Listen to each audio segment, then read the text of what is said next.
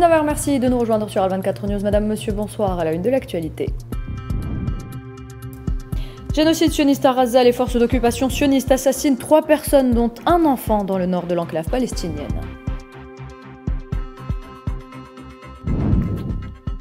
L'Afrique du Sud dénonce un plan manifeste visant à chasser les Palestiniens de leurs terres.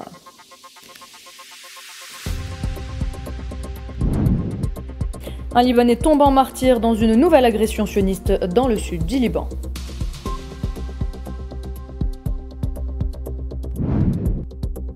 C'est officiel, la ligne de chemin de fer Tindouf-Béchar et le gisement minier de Garage Billet seront opérationnels dès janvier 2026. L'annonce a été faite hier dimanche en Conseil des ministres.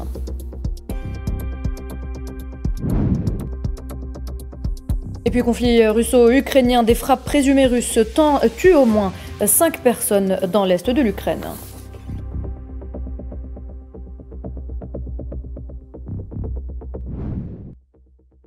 Bienvenue à vous, si vous venez de nous rejoindre. 3 Palestiniens sont tombés en martyrs et 2 autres ont été blessés par des tirs de drones sionistes visant des déplacés dans le nord de la bande de Gaza ce lundi. Des médias palestiniens ont rapporté qu'un drone de l'occupation sioniste avait ouvert le feu sur 2 Palestiniens dans la région de Beit Lahia, tandis qu'un enfant a été assassiné et 2 autres blessés dans un bombardement du quartier de Shoujaïeh à l'est de l'enclave palestinienne.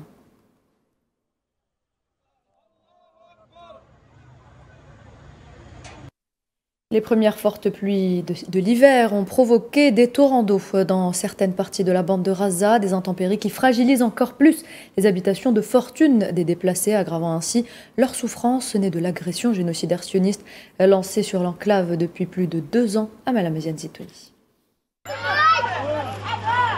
Sur des charrettes, ils tentent de traverser les rues inondées par les pluies torrentielles de ces derniers jours. Le camp d'El Mawassi est devenu invivable pour les nombreuses familles qui s'y abritent.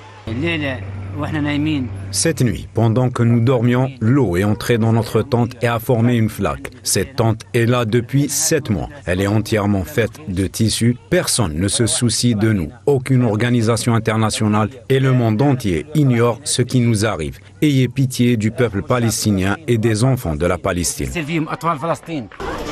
Les pluies intermittentes qui ont commencé vendredi s'infiltraient à travers les déchirures des bâches et des abris de fortune dans les camps de personnes déplacées, laissant les Gazaouis vivre une situation très désagréable. La pluie était torrentielle, elle a duré toute la nuit. Nous sommes restés éveillés toute la nuit, moi et les enfants, grelottant de froid. Nous avons creusé un fossé pour évacuer l'eau. Comme vous pouvez le voir, la tente est très abîmée. C'est là que nous mangeons. Notre salle de bain est en tissu. Tout est en tissu et tout est usé par le soleil alors que la pluie nous tombe dessus. C'est une souffrance indescriptible.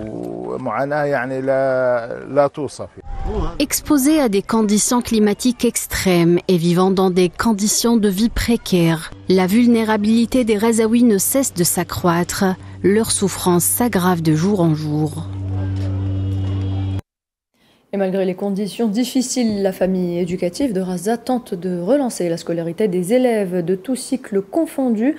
Une mission colossale qui, dans un premier temps, ne pourra satisfaire tout le monde par manque d'espace et de moyens, les écoles étant pour la majorité détruites ou encore occupées par des nombreuses familles de déplacés, comme nous l'explique Souila Akilal. Une enseignante qui explique la leçon, manuel à la main. Des élèves attentives qui prennent note. Quoi de plus anodin ? Une situation comme on en verrait dans toutes les écoles du monde, mais Gaza n'est pas le reste du monde. Ces images sont symboles de renaissance. Des écoles improvisées après 2 ans d'agression intensive, c'est le miracle gazaoui. Mais pour le moment, les places sont limitées. L'école est située en plein centre-ville et dessert 4 quartiers densément peuplés, ce qui explique le nombre très élevé d'élèves souhaitant s'y inscrire. La capacité de l'école est limitée. Nous ne pouvons satisfaire toutes les demandes.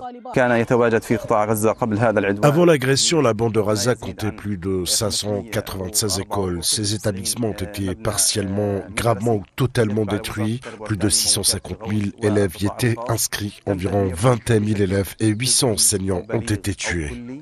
Si certains élèves peuvent bénéficier de mobilier scolaire pour étudier, d'autres s'assoient à même le sol. Mais peu importe, l'essentiel pour eux, c'est de reprendre leur scolarité. alors que des milliers d'enfants attendent encore de pouvoir reprendre le chemin de l'école, vu l'état de l'enclave. Pendant les 2 années de guerre, mes enfants n'ont fréquenté aucune école, car j'avais peur pour eux. Je leur ai fait l'école à la maison. Les établissements scolaires encore debout servent toujours d'abri pour les déplacés, contraints de fuir les bombardements, ce qui risque de retarder la scolarité de milliers d'enfants. Nous avons trouvé refuge dans cette école car il n'y a nulle part où aller. Trouvez-moi un endroit où m'installer et je quitterai l'école. Mais pour le moment, je reste. À l'instar d'autres secteurs, le système éducatif de l'enclave palestinienne a été complètement détruit de façon volontaire, mettant en péril l'avenir de centaines de milliers d'enfants menacés d'une 3e année sans scolarité. L'arrivée mystérieuse en Afrique du Sud de 153 Palestiniens la semaine dernière s'inscrit dans un plan manifeste visant à chasser les Palestiniens de leurs terres. Ce sont là les propos du ministre sud-africain des Affaires étrangères, Ronald Lamola. Un groupe de Palestiniens est arrivé jeudi dernier à l'aéroport de Johannesburg. À bord d'un vol charter en provenance de Nairobi, les 153 hommes, femmes et enfants ont été bloqués par la police aux frontières pendant plus de 12 heures en raison de l'absence de tampons de sortie sur leur passeport avant qu'ils ne soient autorisés à fouler le sol sud-africain par compassion. Le gouvernement sud-africain est suspicieux quant aux circonstances de l'arrivée de cet avion et à l'identité de ses passagers. Cette affaire fait l'objet d'une enquête approfondie. Le public sud-africain en sera informé en temps voulu, mais il s'agit d'une question très préoccupante pour nous. Cela semble s'inscrire dans un plan plus vaste visant à déplacer des Palestiniens de Palestine vers différentes régions du monde. Il s'agit manifestement d'une opération orchestrée, car ces passagers ne sont pas seulement envoyés en Afrique du Sud, d'autres pays ont également reçu des vols similaires. Cette affaire fait donc l'objet d'une enquête et nous ne souhaitons plus recevoir de vols de ce type sur notre territoire. La direction le Liban à présent où un civil est tombé en martyr ce dimanche lors d'une nouvelle agression sioniste dans le sud du pays, théâtre récurrent de tirs sionistes malgré le cessez-le-feu en vigueur. La frappe sioniste a visé un véhicule dans la ville d'Al-Mansouri, située dans le district de Sour. L'accord de cessez-le-feu entré en vigueur le 27 novembre 2024 au Liban avait mis un terme à plusieurs mois d'agressions sionistes qui ont coûté la vie à plus de 4000 Libanais. Selon la FINUL, l'accord de cessez-le-feu signé a été violé 6800 fois par l'occupant sioniste entre le 27 novembre 2024 et le 22 octobre 2025.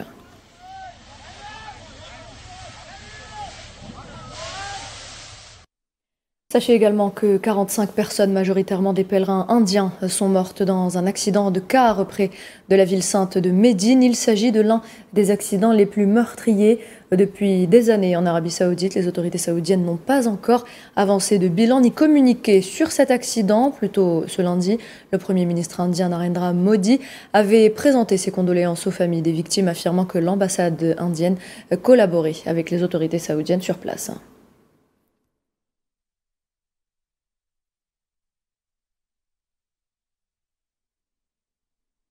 Le ministre d'État algérien, ministre des Affaires étrangères, Ahmed Attaf, a reçu un appel téléphonique aujourd'hui du ministre des Affaires étrangères de la République du Turkménistan, Rachid Miroudov. Les deux chefs de la diplomatie ont examiné les relations bilatérales entre les deux pays et ont passé en revue les moyens de les promouvoir dans tous les domaines de coopération. Ahmed Attaf et son homologue turkmène ont échangé sur un certain nombre de questions internationales d'intérêt commun.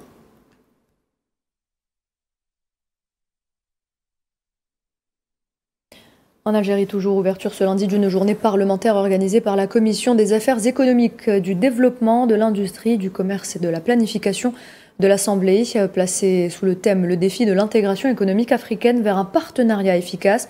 Le président de l'Assemblée populaire nationale, Brahim Bourali, a déclaré que l'Algérie s'est affirmée en tant que partenaire fiable pour bâtir un avenir africain unifié, de par ses positions constantes et ses initiatives de développement, et place toutes ses capacités et ses infrastructures au service du projet intégré africain. Regardez.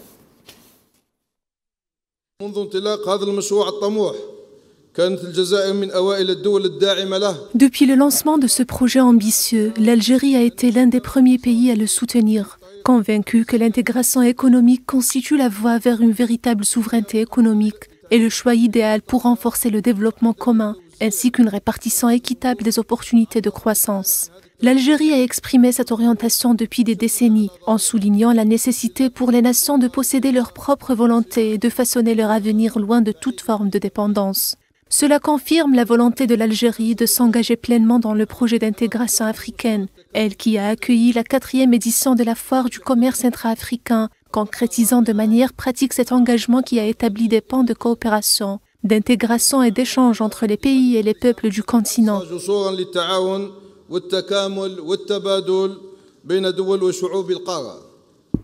Brahim Bourali a également confirmé l'engagement de l'Algérie à soutenir la souveraineté sanitaire de l'Afrique ainsi qu'à accompagner la transition économique et numérique du continent, notamment à travers l'accueil d'initiatives pionnières dans ce domaine.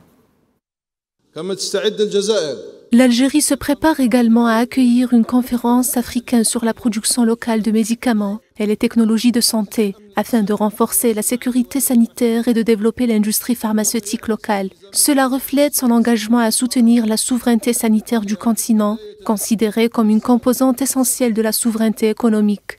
Dans le même contexte, notre pays se prépare également à accueillir la conférence africaine des startups, confirmant son rôle et sa place en tant qu'espace d'accueil des initiatives entrepreneuriales et son souci d'accompagner la transformation économique numérique en Afrique à travers l'autonomisation des jeunes et l'encouragement de l'innovation, considérés comme 2 leviers fondamentaux pour construire un avenir continental commun. Le président de l'Assemblée populaire nationale a souligné que l'Algérie avait prouvé qu'elle était un partenaire fiable dans la construction d'un avenir africain uni grâce à ses positions constantes et à ses initiatives de développement. L'Algérie, sous la conduite du président de la République Abdelmadjid Tebboune, a démontré qu'elle est un partenaire fiable dans la construction d'un avenir africain uni à travers ses positions constantes et ses initiatives de développement. Cela découle de son attachement à son appartenance africaine et de sa conviction que la renaissance de l'Afrique ne peut se réaliser qu'à travers l'unité de ses enfants et l'esprit de solidarité qui a façonné la gloire de sa lutte de libération au fil de l'histoire. L'intégration économique africaine n'est pas un simple slogan destiné à la consommation politique ou médiatique, mais un projet civilisationnel global visant à assurer la souveraineté économique, alimentaire et énergétique du continent.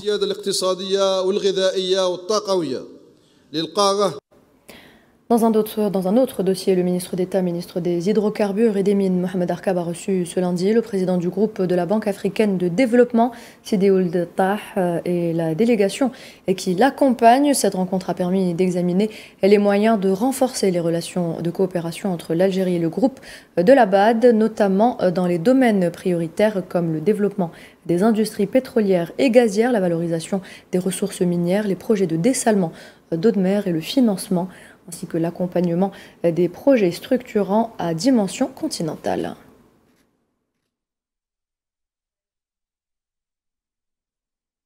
La Sonatrach et la société chinoise Sinopec Jiangsu Engineering ont signé ce lundi un contrat concernant la réalisation d'une unité de traitement catalytique de la naphta lourde au niveau de la raffinerie d'Arzeu. La société chinoise sera chargée de la réalisation de cette unité dont le contrat a été signé selon le mode ingénierie, approvisionnement, construction et exploitation. L'unité de traitement catalytique de la naphta lourde, grâce à sa capacité de traitement de 738 000 tonnes de naphta lourde par an, permettra d'augmenter la capacité de production d'essence de la raffinerie d'Arzeu de 550 000 tonnes à 1,2 million de tonnes par an. Ce contrat marque une étape importante dans le programme de Sonatrach pour le développement du raffinage en Algérie et s'inscrit dans le cadre du programme de modernisation et renforcement des capacités de raffinage existantes.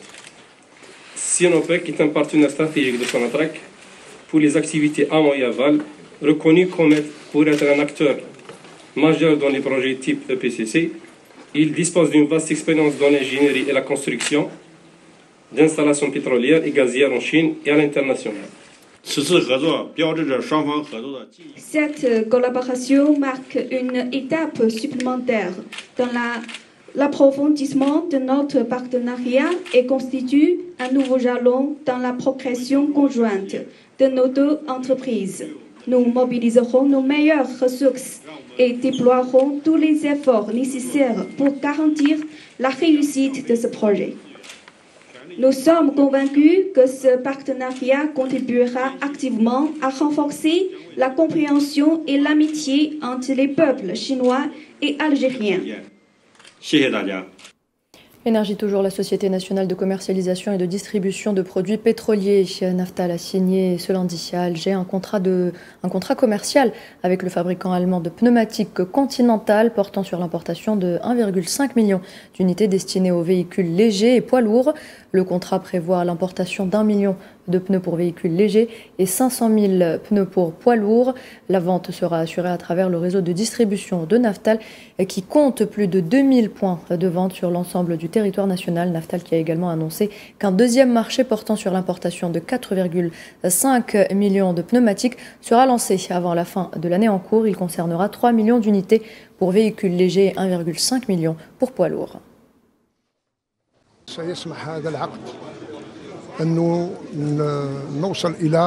Ce contrat permettra d'atteindre une baisse des prix de vente des pneus par rapport aux tarifs actuellement appliqués sur le marché national.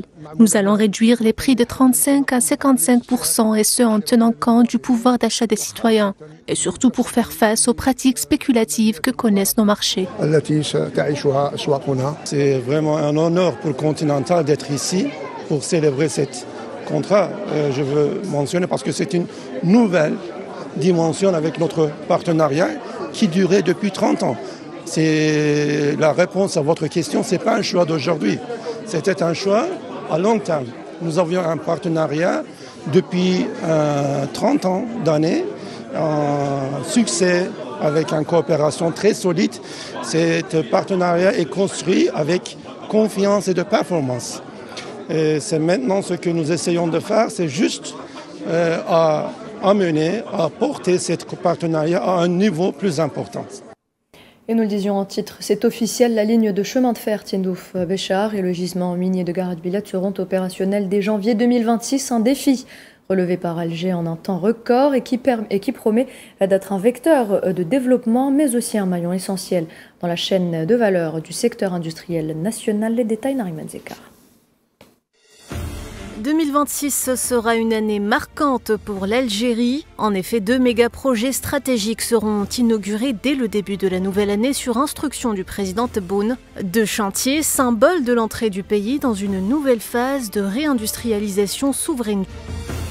Le premier concerne le lancement officiel de l'exploitation du minerai de fer de Rardjbilet, l'un des plus grands gisements au monde. Après des années d'études et de préparation, ce site du sud-ouest va enfin entrer en mode production. Objectif, transformer l'Algérie en un acteur majeur du fer, réduire le recours aux importations et renforcer l'industrie sidérurgique nationale, la rendant capable de relever le défi de la production locale et dégager un excédent destiné à l'export.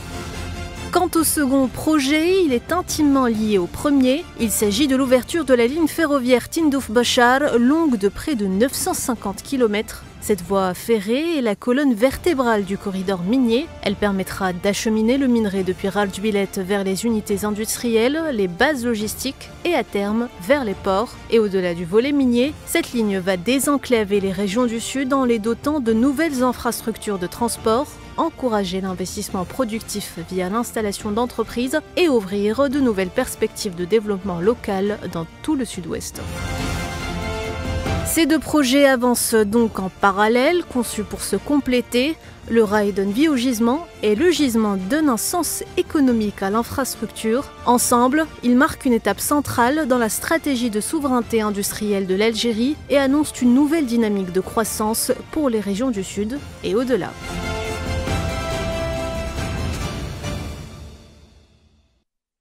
Tout autre chose à présent, l'administration militaire ukrainienne a annoncé la mort de 5 personnes et plusieurs blessures dans une présumée attaque de missiles russes sur Kharkiv et Kherson à l'est du pays. 3 personnes sont décédées dans des frappes nocturnes de missiles sur la ville de Balaklila, qui ont donc endommagé des immeubles résidentiels et des véhicules. C'est ce qu'a affirmé ce lundi sur Telegram le gouverneur de la région de Kharkiv.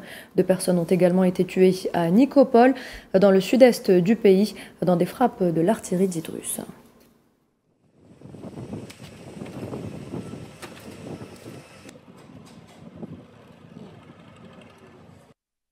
Moscou a revendiqué par ailleurs ce lundi la prise de 3 nouveaux villages sur la ligne de front orientale en Ukraine, où l'armée russe poursuit sa lente progression face à des forces ukrainiennes aux effectifs réduits. Le ministre russe de la Défense a déclaré sur Telegram que les forces russes avaient donc pris le contrôle des villages de Platonivka dans la région de Donetsk, de Dvorichanske dans la région de Kharkiv et de Gaï dans celle de Dnipropetrovsk.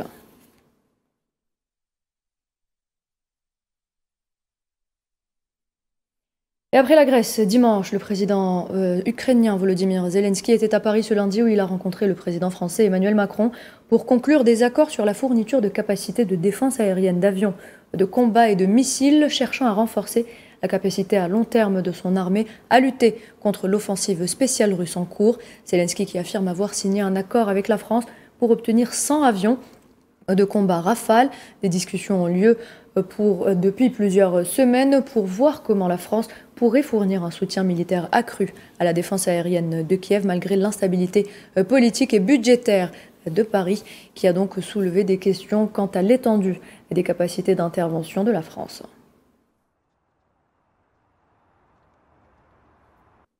Et le Premier ministre polonais Donald Tusk a annoncé aujourd'hui avoir détecté des actes qu'il a qualifiés de sabotage touchant les chemins de fer entre Varsovie et Lublin, près de la frontière avec la Biélorussie.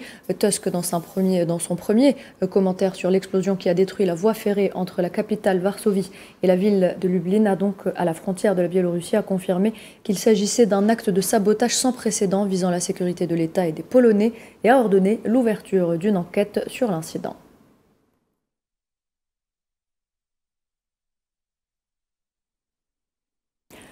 Le Kremlin a annoncé ce lundi que la Russie était en mesure de faire rapidement face aux conséquences de l'attaque ukrainienne contre son port de Novorossiysk et de reprendre ses activités d'exportation. De sources industrielles ont indiqué et les données de la LSEG l'ont montré que le port a repris les chargements de pétrole dimanche après une suspension de 2 jours provoquée par l'attaque ukrainienne.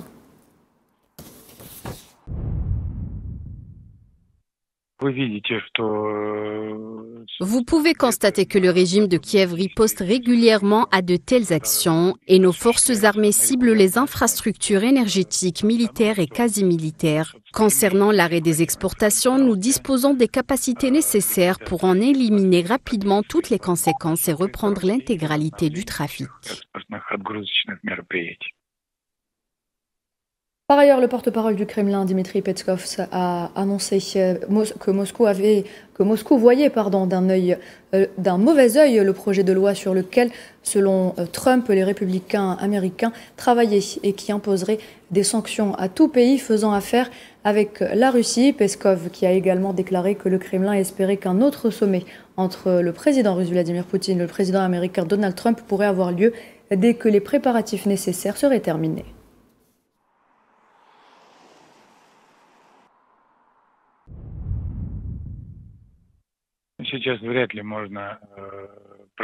Il est difficile de prédire à l'heure actuelle quand ils seront réunis, bien sûr. Nous avons tous intérêt à ce que ces conditions se présentent au plus tôt. Des déclarations en provenance de Washington et à plusieurs reprises de Moscou ont confirmé notre conviction que tout sommet doit être productif. Or, il ne peut l'être qu'après une préparation minutieuse et approfondie. C'est pourquoi, dès que cette préparation sera achevée et que les conditions nécessaires à la tenue du sommet seront réunies, nous espérons qu'il pourra avoir lieu. Au Bangladesh, un tribunal a condamné ce lundi l'ancienne première ministre Sheikh Hasina à mort, concluant un procès de plusieurs mois qu'il a reconnu coupable d'avoir ordonné une répression meurtrière contre un soulèvement étudiant l'année dernière. Cette décision constitue la mesure judiciaire la plus spectaculaire prise contre un ancien dirigeant bengalais depuis l'indépendance en 1971 et intervient quelques mois avant les élections législatives prévues début février. Hasina, 78 ans, a été condamné à la prison à vie pour crime contre l'humanité et à la peine de mort pour le meurtre de plusieurs personnes lors du soulèvement.